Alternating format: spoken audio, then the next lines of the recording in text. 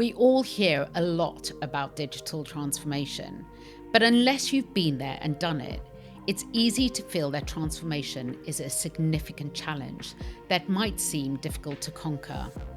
That is why we've launched the Good, Bad and Ugly podcast series. Each episode, we talk to people who've been at the heart of transformation, and we get under the skin, not just of what they did and how they did it, but how it felt to be at the center of it.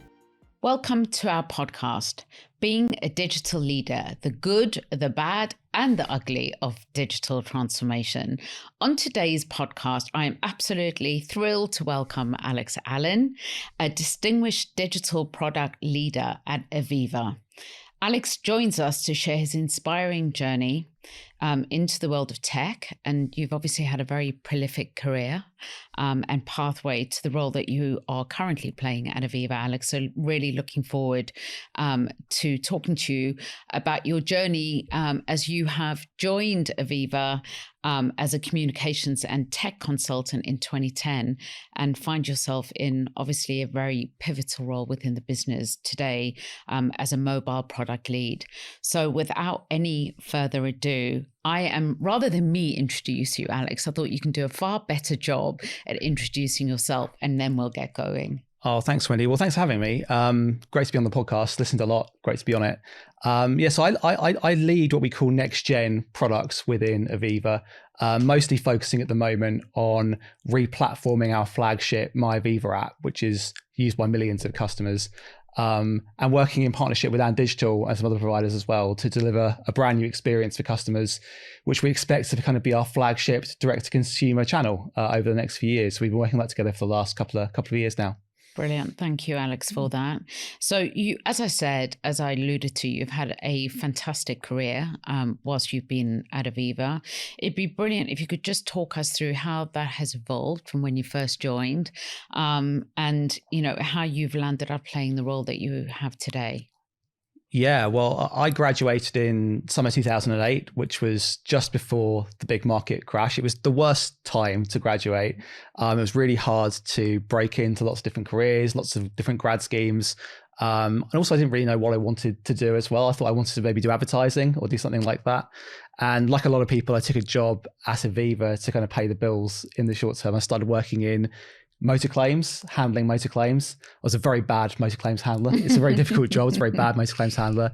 And like a lot of jobs that don't go on the board, I kind of managed to work myself into a job taking tech and digital and trying to improve claims services and claims operational processes using technology.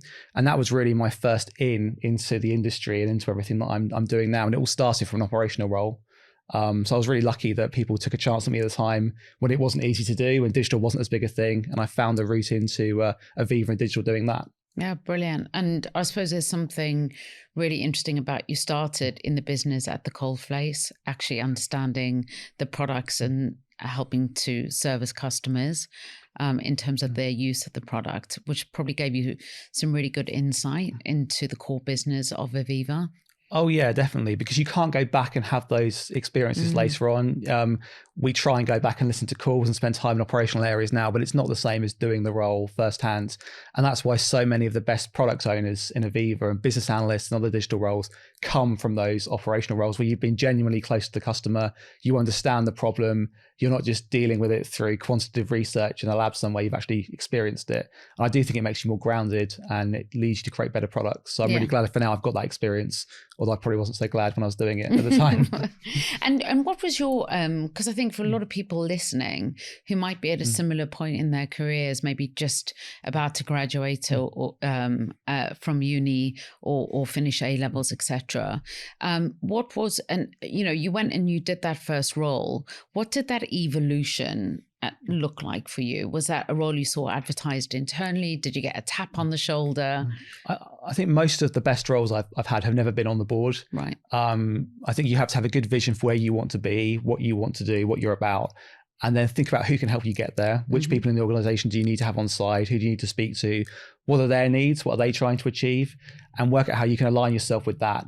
And I found over time it's quite it's quite easy to craft roles for yourself and opportunities if you know where you want to go and you can help get people on side to get you there. If you wait for jobs to come up on the boards, you'll have quite a limited progression path. I've never found for me that's worked particularly well. I've always managed to carve opportunities out like this one, like the one I'm working on now on the app. And I think I'd always try and advocate that as well. Yeah, and that's probably, I mean, I would think, and I know because we have worked together. You know, it's a large, substantial, very high profile program of work within the business. Would that be a highlight so far for you, being on that? Oh yeah, because I mean, there's a core of us in Aviva, probably about 20, 25 people who've worked on apps since the very beginning. And in the beginning, there were 10,000 people using this app a month. And there were debates annually about whether we'd fund it at all, even to keep the lights on. And the idea that I would present to the group exec on how it was going, or present to 1,000 people on how it's going, or be on this podcast talking about the app would have seemed a world away. So to see that growth and to see it turn into what it's become has been an incredible moment. It feels like the culmination of not just 2 years of work, but for a lot of us, 5, 6, 7 years of work. And it's amazing to see how it's evolved and how it's grown and the importance it now has in the organization. Yeah, that's fantastic. And obviously I'm an avid fan and looking forward to my next gen experience as well. Yeah, definitely. So, I mean, what stands out for you as the moments that have really shaped you along your journey, your career journey? I think I've always felt quite different at Aviva. I'm not an underwriter. I'm not an actuary. I'm not an accountant. I don't naturally love numbers. I'm really creative, disruptive, hopefully in a good way. I have lots of ideas. I like to sort of think big picture, think about the vision and so on. And I think sometimes that makes me stand out in Aviva in a good way, but also in a way where you have to build trust and people are kind of nervous and hesitant about that kind of person. So I think it's been challenging. It's led to some really interesting experiences. And I've always tried to prioritize that over standard progression up the ladder. I've always tried to prioritize finding the most interesting experience and get a really broad range of those, rather than just trying to think about what's the next step, what's the promotion look like all the time. And yeah, I've had an opportunity to, work in different countries. I've had an opportunity to work with lots of different third parties, with different consultancies, with startups, with incubators, accelerators. So I think I've had a really broad range of experiences, and I think that's probably shaped me into where I am now, because I think that's how you get to be a good leader. You've got to have a good, really diverse range of experiences you can draw from to help solve problems and help inspire and motivate people as well. Yeah, it's really interesting. And, you use the word trust, and I think there is something you are working on, an app that has such great impact in the market. There probably has to be that real sense of trust within the organization, in terms of you understand the business, you understand the core of the business, you've been on that journey with Aviva, and so probably in many ways I would see you as being a very natural person to be grabbing hold of the reins and taking it through to the next gen from an experience perspective. Yeah, and in previous instances where we tried this digital transformation at Aviva, we were in that kind of culture of move fast and break things and, fake it till you make it and all that kind of stuff. And we hired lots of people like that from startups and, other smaller organizations. And it didn't fit. And it was really obvious it didn't fit really quickly. And it came across as reckless and careless, and that we didn't care about governance. We didn't care about the customers properly. And they just weren't a good fit for the values of the organization. And I think what we're trying to do on the app is balance the need to disrupt and to go faster and deliver something that's fit for the future, while managing all those things really carefully, taking care of customers, taking care of risk and governance and so on, and making sure that the businesses have confidence in the solution that we're delivering for them, because they're putting their customers and their P&L in our hands when we build this for them. If we don't deliver the right level of service or the right experience for their customers, everybody will suffer as a result of it. So I think you have to balance both those things really carefully. And I think that's what we've got really good at over the last few years. And my learning from working with those startups and organizations is often what not to do and how to tailor the approach for a bigger organization, where you can't just bet the house the whole time on something working, or just, not getting things signed off, not doing things the way you'd expect. So yeah, that's my big learning. Yeah, it's fascinating to reflect on that, because I think taking some radical, it's not a startup organization, it's highly regulated. You are being entrusted with people's pension funds. There's a very serious side to what you do. So getting the balance right between how you innovate in a responsible, so it's more of a responsible, sustainable type of innovation culture, that it sounds like you've struck the right balance in that regard. Yeah, and that's what a lot of customers pay us to do, is to take the risk and the responsibility seriously. We invest heavily in security features, multi-factor authentication and selfie verification and all the other things that come along with making a great product robust and sustainable and secure. And we do those things because a lot of customers see that as our differentiator, that they know if they take out a product with Aviva, they can rely on us to get the big things right. So, we know we need to change our culture. We need to transform like a lot of big organizations do, but we've also matured in our approach to how we do that. And that's something you really get to see once you've been in an organization for a long time. You can see how the culture's evolved and how the approach changes over the years. Yeah, really interesting. I think we'll touch on customer experience, yeah, and the role of providing superb customer experience in a regulated industry in a bit. I'm looking forward to unpacking that with you. But particularly in a digital context, 14 years is a long time to be in any organization. I think you've touched on maybe some of the reasons why, but if you could maybe elaborate on why you think you found such a good home that's given you career longevity in Aviva. What are the core tenets of that? Well, I'm in my sort of late 30s, so young Alex, young very Alex, young. things still young. Well, I think, but you get to a point where you've got quite a nuanced set of things that are important. So you want to be fulfilled. You want to work on something that really motivates you and you feel driven by the mission on, and you want to have the platform to have a real impact. And I've always felt at Aviva that you can build products for millions of customers. You can have a really big impact on a really, really wide range of people. And financial services will always be important. Money will always be important to people. It's always going to be a critical factor in people's lives that you can have a positive impact on. And it's really diverse and really, really broad as well. Over the time I've been at Aviva, I've worked obviously in mobile. I've worked with startup accelerators. I worked with Founders Factory, which is Brent Hoberman's startup incubation accelerator. I've worked in Canada. I've got to work in Singapore. I've now got to do this work on the app. So although it's been 14 years, it's never felt like 14 years in the same place. And they really look after people as well. And that's something I really, really admire. I've had a year off of paid paternity leave when my 2 kids were born. And Aviva did that before most other organizations started to do that for men. They are really passionate about sustainability, about pride and the LGBT community as well. And that's something that's really important to me too. And I feel like they get the big things right in terms of looking after their people.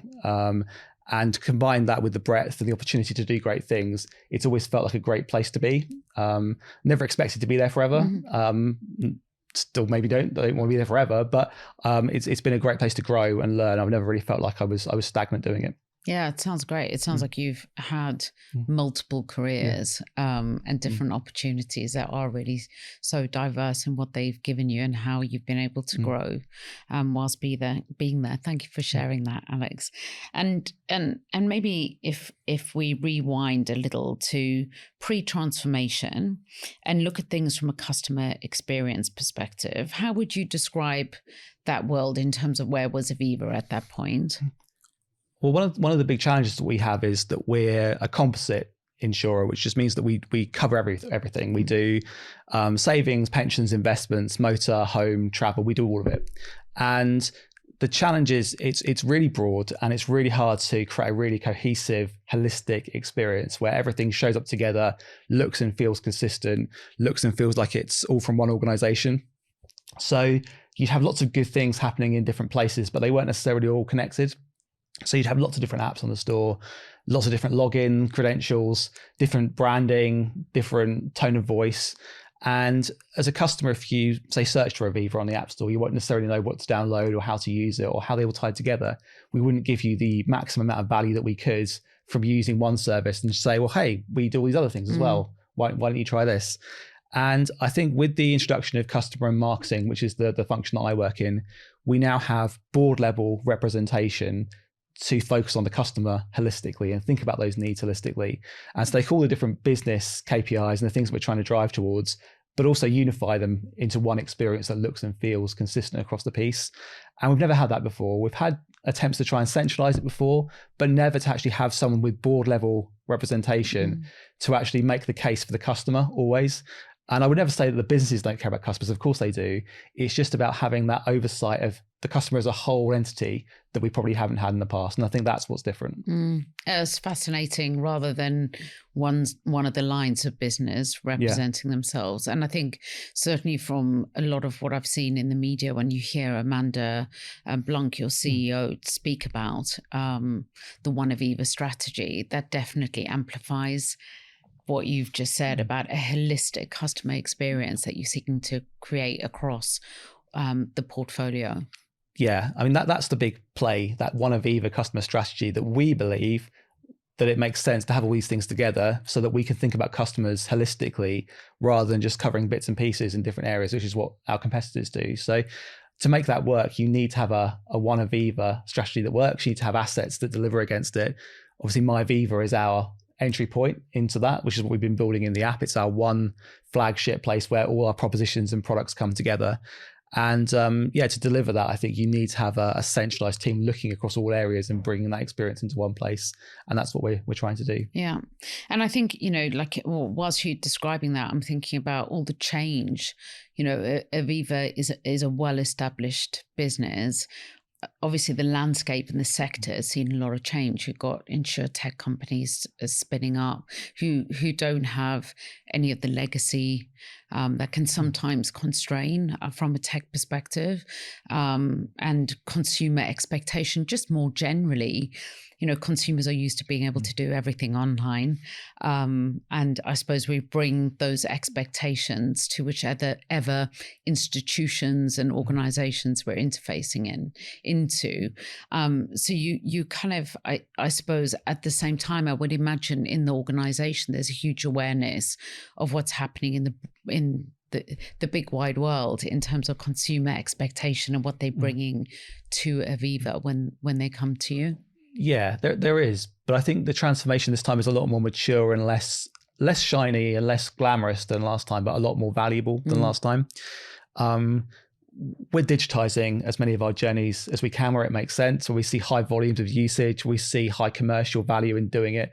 We're trying to digitize those journeys as quickly as we can and deliver great experiences for customers that are consistent and accessible and well researched. And we're trying to do those things. The first time we looked at this, probably about 10 years ago now, we had lots of people present to us, you don't want to be Blockbuster. You don't want to end up being the Blockbuster where you get left behind. You don't work quickly enough, and you want to be Netflix, and, you want to move really quickly. And look at all these startups that are coming. Look at Lemonade. Look at all these stuff. They're going to come and get you. They're going to come and take you over. And 10 years later, it hasn't really happened. Hasn't really happened in the same way. You see quite a few distribution plays. So people who will be underwritten by a big insurer, and they would then try and distribute insurance in a different way to a different audience, different kind of categories of customers. That was interesting. We saw kind of interesting prevention devices where people would try and prevent accidents from happening in the first place through things like, detecting leaking pipes and that kind of thing. We saw a lot of stuff on autonomous vehicles. The motor market's going to go, guys, because, cars are going to drive themselves. And, these things may still happen eventually, but it's a lot slower burn than people probably expected. Right now, what customers fundamentally want is for their journeys to work the way that they expect to online. They want to be able to contact us at any time on any channel and get a great experience, and not have to call us unless they actually want to and they need to, and it's a sort of complex or sensitive issue. And they want us to get the basics right and do a really good job on those. And then you kind of earn the right to do more than that and deliver new propositions on top of it. But before, we were trying to build that kind of shiny layer without really getting the basics right. And I think that's the big learning that we've got right this time. We're really focused on the things that matter first. Yeah, absolutely. And, all those things that you describe are, I'm sat here nodding. That is exactly what you want from your insurance company, and to take some of the complexity out of the process, but also understanding the policies themselves and what you're covered for and what you're not covered for. And I think we were chatting whilst we were getting ready for this morning. I think there's a hugely emotive part of insurance as well when it comes to buying protection. And that could be for your child who's got their first car, or could be for your medical insurance. There's a very serious and emotional aspect to that, and wanting real assurance that the organization that you're interfacing with is going to do what it says on the tin. And be really clear and open about that as well. Yeah. And I think what surprises me about working for Aviva is how much people actually care about customers and actually just doing a good job and doing their best. It's not perfect. Big companies aren't perfect. They're kind of knobbly and messy and difficult sometimes. But the culture is so far away from how I see insurance companies portrayed in the media and in forums and on social media and so on. There's just a genuine love for trying to do the right thing and trying to take that responsibility seriously. And yeah, like you say, it's significant. And you understand that really well if you work in operations, which is where I started, and you listen to people's claims and you understand the products that you're providing digitally are really being used by real people with real problems, with real issues. And sometimes you can get quite detached from that working in digital, because you see the MI, you see the analytics dashboard, you know these people are there, but you can't see them and touch them and speak to them. And then when you sort of hear from them in operations, you realize actually having a direct impact on people's lives in a very meaningful way. Yeah, absolutely. And probably at some of the most stressful time of people's lives, whether that's when they've been burgled or, they've been involved in an automotive accident or need private medical insurance that you provide as well. So there's a real humanity around that, and I suppose I've sensed that in interfacing into the organization as a partner as well. But it's good to hear you calling that out as well, especially for those who might be thinking about careers in insurance as well. I think it's good to demystify, culturally how insurance organizations operate. And I think you've done a great job so far, Alex, of also potentially selling a career in the sector as well, and what that can afford you. Oh yeah, reach out as well. Yeah. Definitely. And we've touched on the regulatory aspects of working in insurance. You're obviously highly regulated for good reason within the sector. And from a transformation and a customer experience perspective, what are some of the complexities that being in a highly regulated sector bring to the role that you play versus you being sat in an organization that doesn't have any of that? Well, any journey that we make, just to kind of help people understand the process, we'll go through research. So we'll do qualitative, quantitative research. We'll interview customers. We'll do it in a lab environment. We'll create prototypes. We'll mock up. We'll test them. We'll build them. But before anything can go out, we put it through a process where it gets stamped off by every individual part of the approval process. And you've got legal in there. You've got compliance. You've also got financial promotions. So you can't make a promise in the product that you then don't deliver in the outcome. And all those things have to be signed off and stamped off before any journey can go live. There are some things that we can do to work with those teams to try to get the balance right between the experience and making sure that the pages aren't full of wording that customers don't understand. So as an example, we put some copy behind tooltips, right? So you can click on it if you want to find the information, but we don't clutter the experience by including it all. But we listen to the teams and we make the changes and make sure we're compliant as we need to be. And it changes quite often as well. Consumer duty is brand new. That only came in, I think last year we started to look at how we made changes to comply with that. So it's never finished. So you've constantly got to reevaluate your experience, make sure it's fit for purpose, make sure it complies. And obviously there are quite serious penalties for getting it wrong as well. So whenever we have to make a decision between the experience or making sure that we're compliant, we'll always pick being compliant. And I think once you understand that and that's the culture and the prioritization, you can work with those teams. You can bring them in earlier in the journey. You can make sure they're there from the beginning in the prototyping sessions. So they can say up front, this is never going to be able to be released. We can't do it this way, but we are going to need to do it. And I think that's, as I was saying earlier, one of the things we learned from the last transformation attempt, where people thought you could just bypass that, and we're just not going to do that. We're just going to break things and just not do it, just see what happens. And those products never went live. We never did anything like that. And those people just struggle to fit into the organization's culture. And it's completely different this time, completely different, because you have to find a way to be innovative while still doing those things. That's the hard bit. Anybody could just not do them. The hard bit is actually finding a way to be compliant, treat customers fairly, do the things that you're supposed to be doing, but also find ways to make an engaging experience at the same time. Yeah, it's really refreshing the way you describe it, because actually, having spent some time reading the FCA documentation, a lot of it is very consumer, it's very consumer focused and friendly, and does make sense. So I suppose it's being ahead of that, understanding it, and then designing within the realms of what is being defined as best practice, versus constantly feeling that you need to challenge it. It's there for a reason. Yeah, these teams aren't the enemy. They're not coming into work trying to find reasons not to put stuff live. Everybody thinks they're doing the right thing for the customer. And I remember this quote I read once. It might have been a Steve Jobs quote, where he was saying that teams are a bit like where you put lots of rocks in a rock polishing machine and they kind of bash against each other and, argue and disagree and something. But at the end, you get these really nice polished rocks out of the top. And, we have a lot of disagreements between teams within Aviva when we're building stuff, but I always respect the role. I understand why they're coming to me with the challenge or the criticism, whatever it is.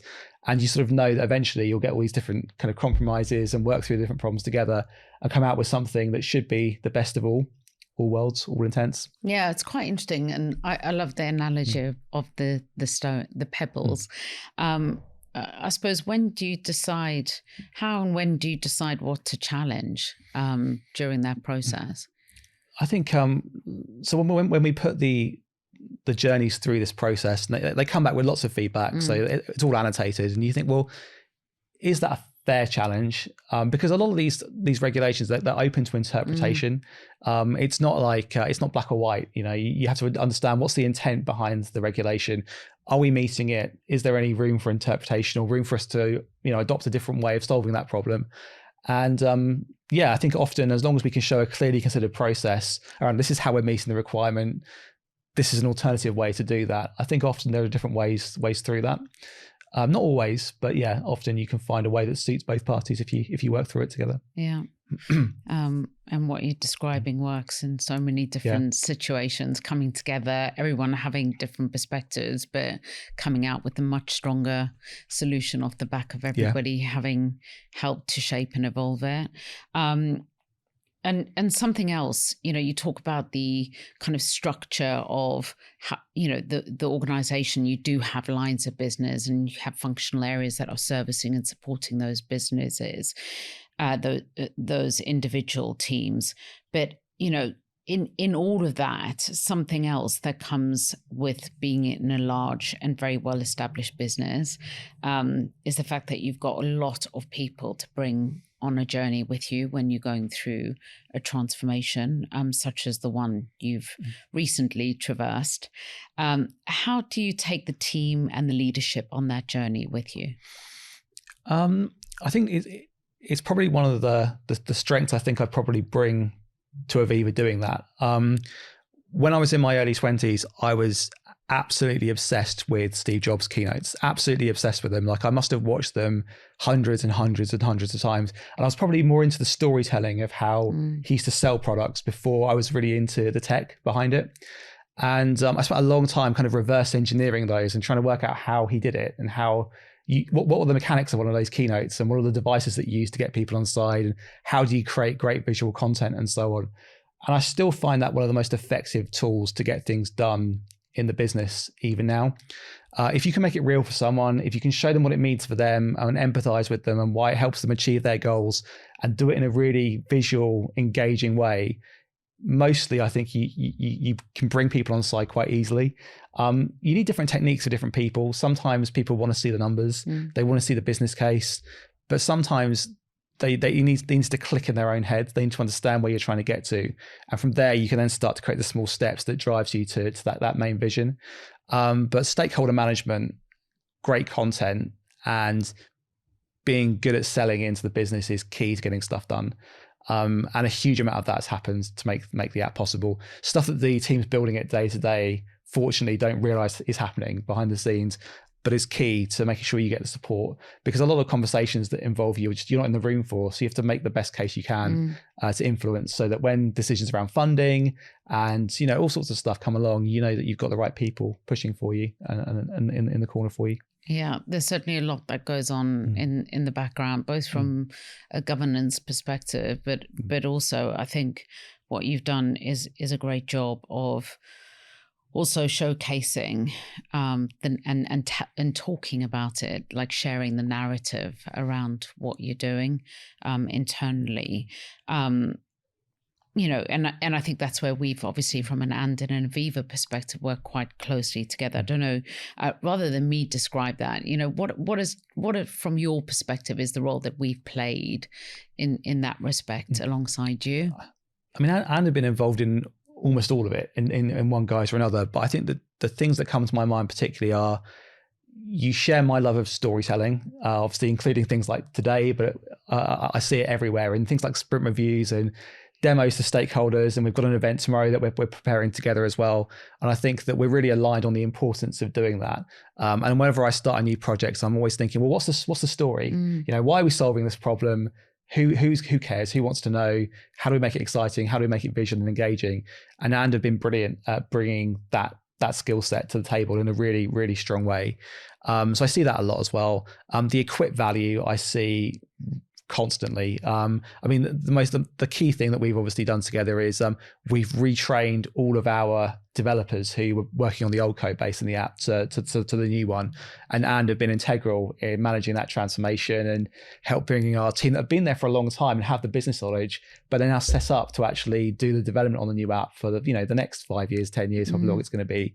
And that's been huge. That transformation, that's been so significant, because it's not just about bringing new people in, it's about transforming what we were doing. People who are brilliant with great skills and great knowledge of the business now have the skills they need to manage this new asset, which is huge for them and huge for us as well.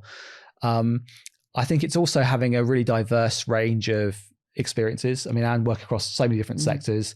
They can bring knowledge in from other partners, other people they've worked with. And for a lot of us in Aviva who've worked for Aviva for a long time, that's our main way of getting new ideas and new blood and new energy into the delivery. But the thing that strikes me the most is the level of care and investment in Aviva as an organization from And.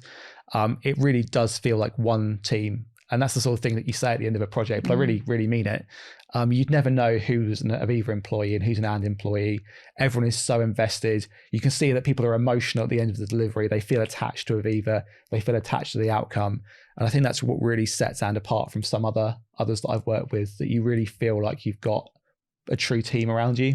And that's been really valuable to me, and I'll really miss it when it's gone. Oh, well, I know the team will really appreciate your kind words, but there has been a tremendous sense of teaming. And, you know, often you'll walk in a room and you don't know who is from And who's from Aviva. There's a real shared pride in what has been accomplished. And lots of fun along the way with, I know, payday pizzas and constant flow of snacks, I know is very important to both of our teams to have at hand at all times. So I think the team have had tremendous fun. And, you know, really to see people who've picked up new development skills go from a standing start to being really active, you know, high performing members of all the squads has been phenomenal to watch. Yeah. We did a launch event for a different app last year. It's hard to explain, but we delivered in phases, and we delivered the first app with some of the capability last year. And we did a presentation, and I kind of talked to her of it. And someone came to me at the launch event afterwards and was saying, I thought it was a bit weird that, you know, we had someone from And Digital doing the main presentation. And I was like, I'm not from And Digital. I'm from Aviva. Been there for 15 years. And I quite liked it because it just shows that there's no distinction between the different organizations. Oh, that's brilliant. I didn't know that happened. And that's been really nice. Yeah. And what's been really impressive is we've got now 2 different consultancies working on the app this year. And it could have been a problem, but actually we fused the whole thing together and created one brilliant culture where it kind of brings the best of all the different organizations and the things that makes them special. And I think Anne's approach has really, really stood out. for me in that. Thanks, Alex. And, you know, in terms of where you are now, and you talk about this impending event, and I know the baby that we've all loved and nurtured is about to be set out into the world. You know, from your perspective, what is this transformation enabled, both for you and in terms of your role that you play, but for the organization as well? What difference will it make? Well, I think my Aviva has always been the great unrealized opportunity in Aviva. Ever since I've been there, it's grown and it's become bigger and bigger. But to me, it's always been the way you unlock that one Aviva opportunity. Ever since I've been there, we've always had this idea that it's a composite, it works well together, we should keep everything together, think about customers' needs holistically. And to achieve that, there has to be somewhere for those things to happen. And it's always been my Aviva, but my Aviva has always been very transactional, kind of siloed. It doesn't really bring things together in a meaningful way. It's just lots of different journeys bundled up into one big ball. And I think what the new app will allow us to do is really deliver against that ambition. We can consolidate our app estate. We can reduce our offering down. You search for Aviva on the App Store. There's one app. There's one login you need to remember. It's accessible. It's secure. You've got multi-factor authentication. You can unlock with a selfie. You can self-serve. But it also brings in all of our kind of iconic propositions and things we're going to build together. And I think that's what it gives us. It doesn't give us all of it on day one, but it gives you the platform on a new technology, new code base with the right, you know, backing behind it to actually really go and turn that into the MyAviva that I think we've always had the opportunity to deliver, but until now haven't quite got there with. And I think this is that product. And over the next few years, I think we'll really realize that potential. Yeah, so the start of lots more exciting things to come in that regard. And, you know, it's like with most journeys of this type, they're not easy programs of work. Were there any particular surprises for you along the way, good or bad?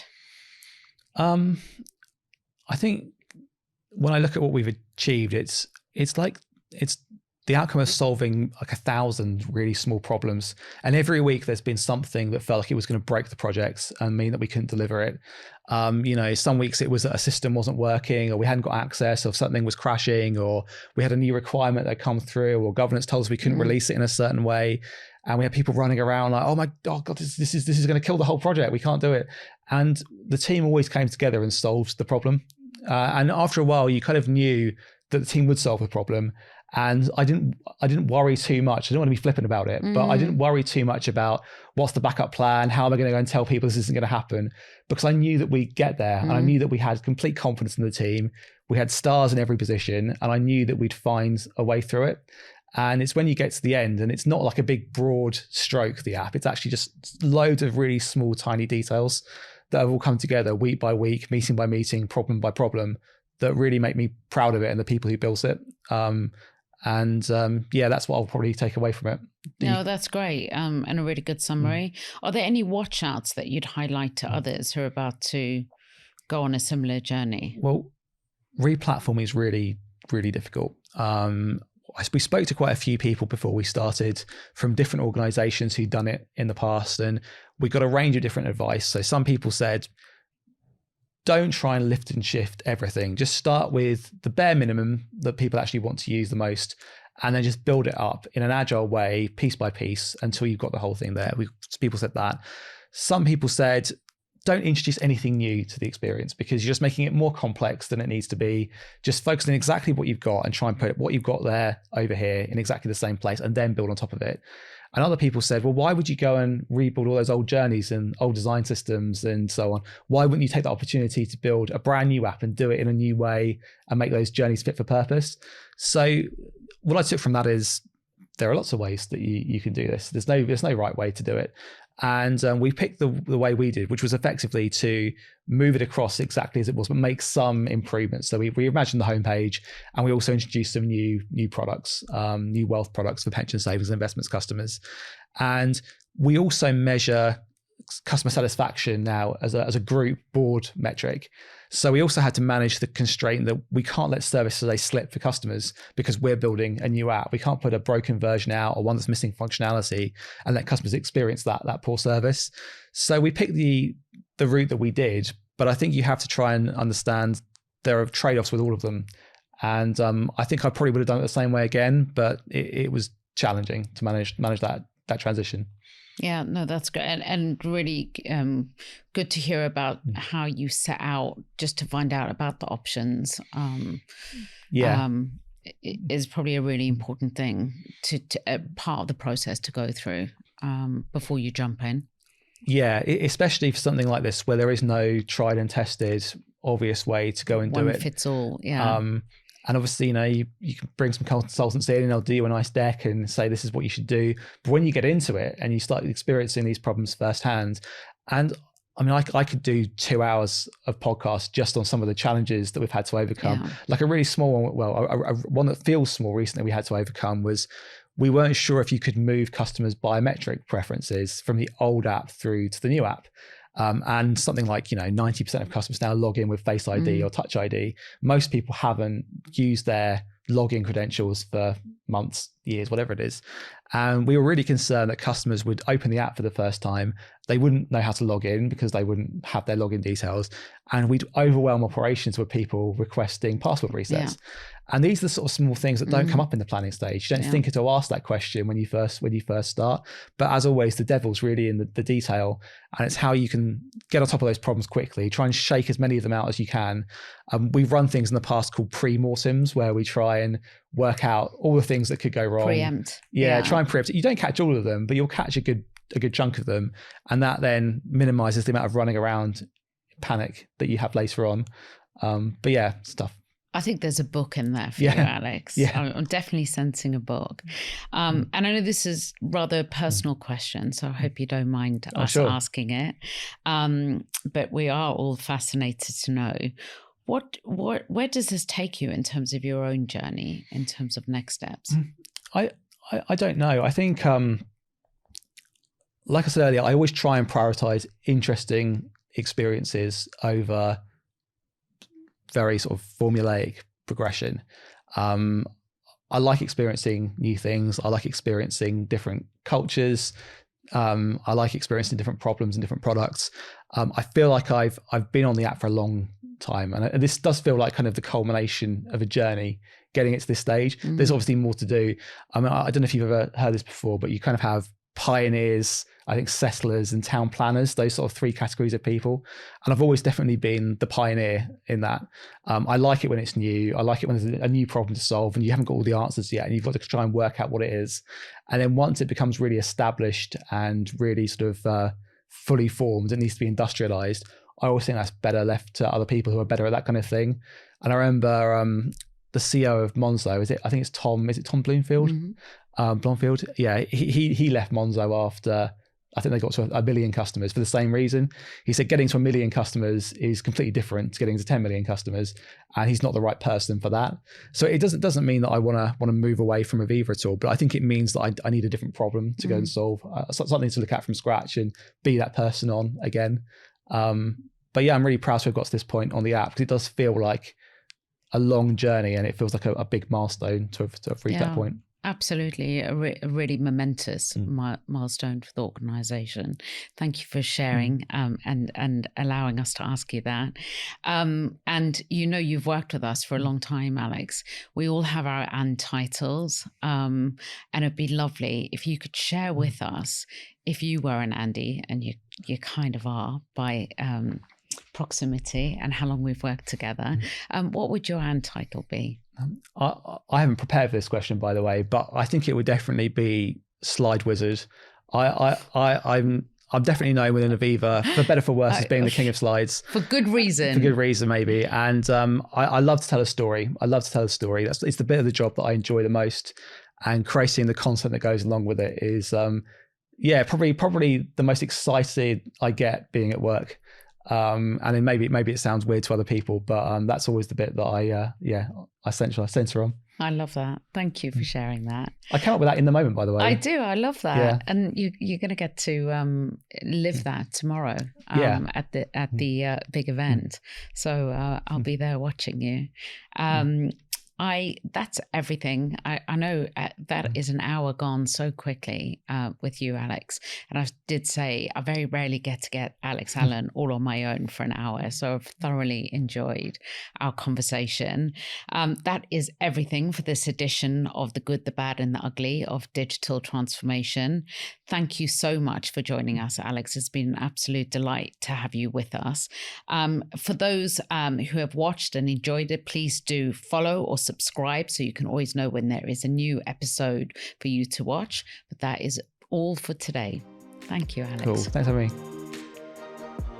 If you've enjoyed this episode, please do remember to follow or subscribe so you'll always know when there's a new episode to enjoy. And Digital is on a mission to help close the world's digital skills gap. One of the ways we're doing this is by helping organizations deliver digital transformation more successfully through upskilling and reskilling.